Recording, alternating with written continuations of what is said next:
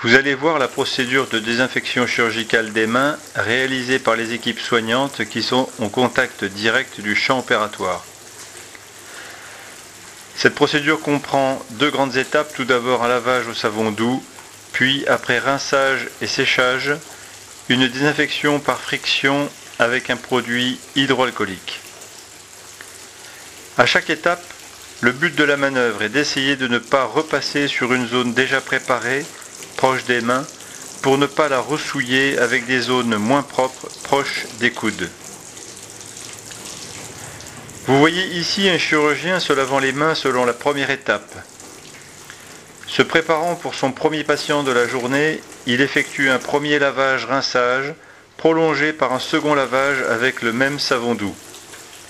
Ses ongles sont coupés courts sans vernis, ses mains sont nues sans aucun bijou.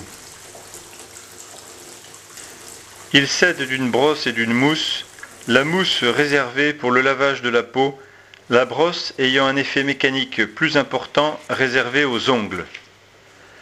Ce lavage s'effectue, comme vous le voyez, des doigts jusqu'au coude.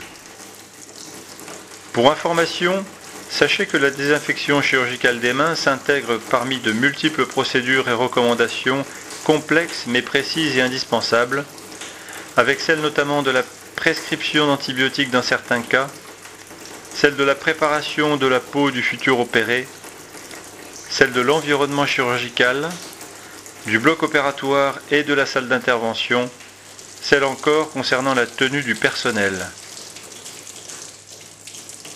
Après un bon savonnage de 1 à 2 minutes, le chirurgien se rince abondamment les mains et les avant-bras, comme vous venez de le voir, en laissant s'égoutter l'eau de haut en bas vers les coudes, l'eau souillée allant de la région la plus propre vers la région la plus sale. Puis il se sèche soigneusement la peau par tamponnement à l'aide d'un essuie-main, au mieux stérile, à usage unique. Ces procédures ont pour but de réduire le risque d'infection dite nosocomiale. Ces infections surviennent en général par la contamination de la plaie opératoire par des bactéries, virus, spores ou encore des champignons. Ces agents pathogènes arrivent dans la plaie soit par voie aérienne, avec des particules en suspension dans l'air, soit par la peau de l'opéré lui-même, soit par les mains des opérateurs. Puis, c'est la deuxième étape. Il s'agit de la désinfection par une double friction de produits hydroalcooliques, chacune en 7 phases, la première friction allant jusqu'au coude, la deuxième friction jusqu'aux avant-bras.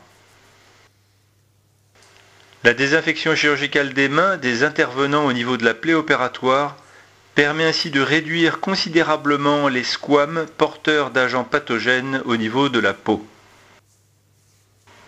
Entre deux interventions, la procédure prévoit de passer directement à la deuxième étape par cette double friction avec le produit hydroalcoolique, si bien sûr les mains n'ont pas été souillées entre-temps.